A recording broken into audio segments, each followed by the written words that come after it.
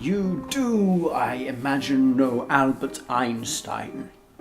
He's a very famous man. He's dead now, obviously, but he used to travel around giving great lectures on science.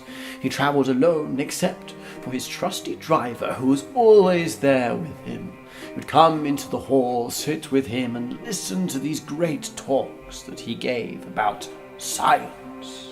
Einstein became worn down by the great number of talks he had to give. He came up with a cunning plan. I think you could dress up like me, and I could dress up like you.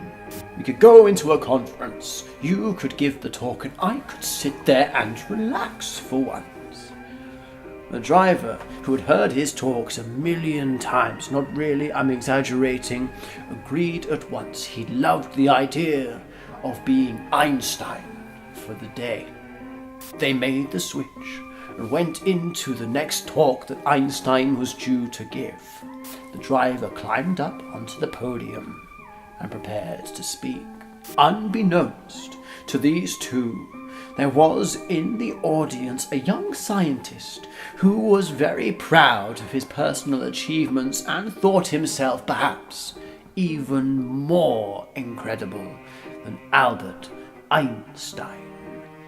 He had devised a question he believed to be so difficult that it would stump Einstein. And when he himself gave the answer, it would prove to all the community how much of a genius he was. At the conference, the driver gave Einstein's talk absolutely flawlessly. He delivered a perfect copy of his theory of relativity. At the end of the talk, the driver, dressed as Einstein, offered to the audience the opportunity to ask a question, as was customary. Of course, the young scientist put up his hand straight away. Einstein, I would like to ask a question. He stood and he posed to the driver the most difficult question you have ever heard in your life.